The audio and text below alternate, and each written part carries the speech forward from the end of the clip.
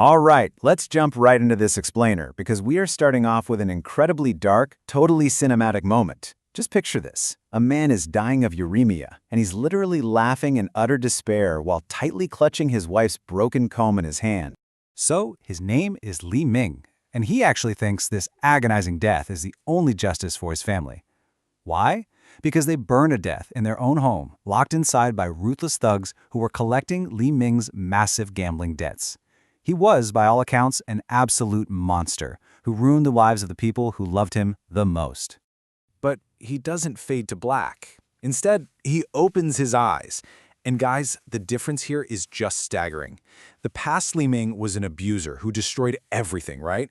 But the reborn Li Ming wakes up back in the 1980s. He's in his younger body, and staring right at him, alive and completely terrified, are his wife Lin Wan and his young daughter Dudu. They're huddled together in this dilapidated, freezing house. He has this desperate, miraculous second chance to rewrite history. Well, that emotional reunion? Yeah, it's cut violently short. Enter the local loan shark, Wang Biao, who literally kicks down the door, demanding a massive 5,000 debt. And get this, if Li Ming can't pay it back in exactly 3 days, Wang Biao threatens to take his wife Lin Wan as payment for his underground casino. The clock is officially ticking. Li Ming knows he has to act, and I mean immediately. Relying on his memories of the future, like a cheat code basically, he scales this completely treacherous mountain cliff in the freezing dark. Tearing his hands literally to the bone, he manages to harvest a massive 50-year-old wild Lingji mushroom. He sells this super rare find to a city medicine shop for 4,000, bringing home food, warm blankets, and a real fighting chance. And honestly, this right here, it perfectly illustrates his totally new mindset. He doesn't just hand the money over when the thug comes back to kidnap his wife. Oh no.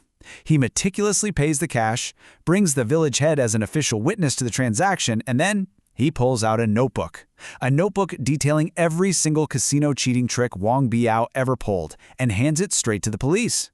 He completely outsmarts the thug and sends him straight to prison. Okay, so he defeated the immediate physical threat.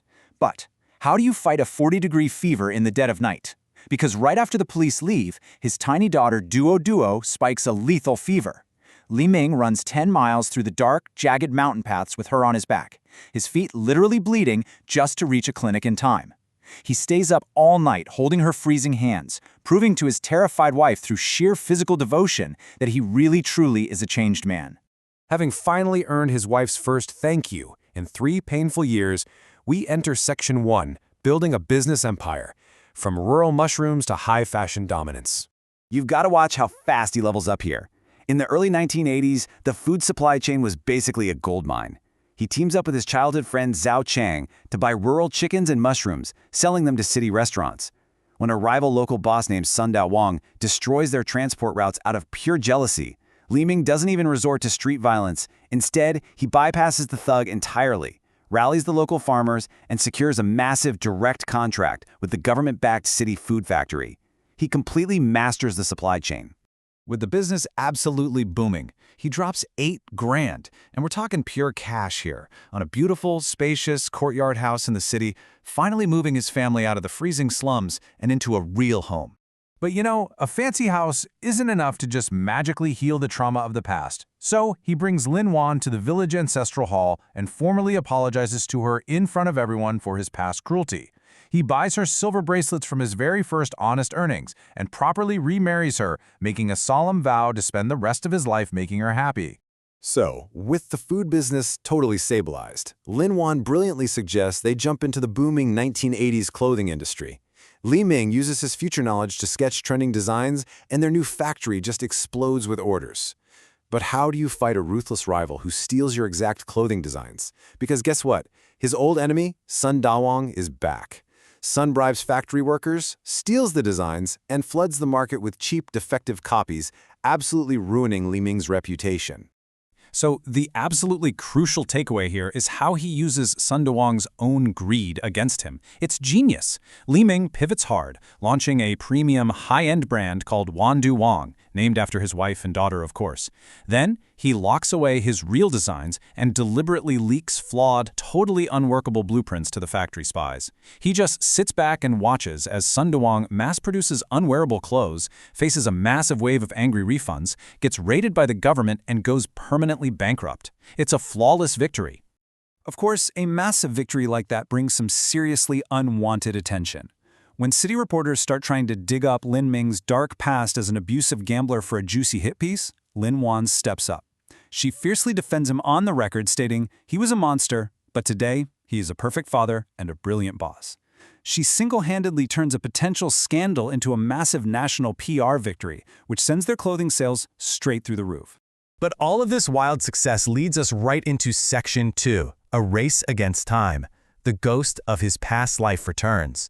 So, out of nowhere, he just collapses at the school gates. The ghost of his past life really has returned. He gets diagnosed with uremia, which, if you remember, is the exact same fatal disease that took him out in his previous timeline. The doctor tells him his kidneys are failing rapidly and he only has 2 years left to live. Now, hiding this terminal diagnosis from his fiercely protective wife, which, wow, that is a heavy burden, he steps down from daily corporate operations. He takes a staggering $2 million and pours it straight into launching the Wondu Charity Foundation.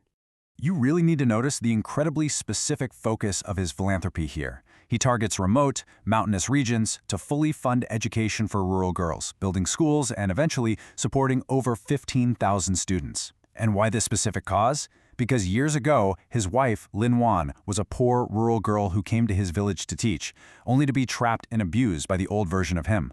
By saving thousands of rural girls, he is mentally and spiritually saving the past version of his wife. He is desperately trying to buy his soul's freedom before time runs out. So a whole decade just flies by in our story. Over 10 years, his incredibly strict, and I mean strict, medical treatments and diet keep him barely hanging on. By year 5, they've sponsored 5,000 girls, and Wonduo is a massive national enterprise. By year 10, his daughter Duo is this brilliant young woman who just got accepted into the highly prestigious Beijing University. It's a perfect, beautiful life, right until Li Ming collapses again in his office. His kidneys have finally failed completely. Well, the secret is finally out. And guys, the emotional climax of this entire journey hits so hard right here. Lin Wan is completely desperate. She gets tested, finds out she's a match, and demands to donate her own kidney. She is totally willing to risk her life for the man who spent a decade saving them. But Li Ming's resolve is absolute. He flatly refuses the transplant. He would rather face death than put a single scratch on his wife. Just when literally all hope seems lost and his family is weeping by his hospital bed, a miracle happens. The doctor rushes in with news of a perfect match kidney from a tragic car crash victim who had signed an organ donation card. Because of this anonymous hero, Li Ming undergoes a completely successful transplant. Having literally beaten death twice, he looks at this massive empire he built and finally realizes what truly matters.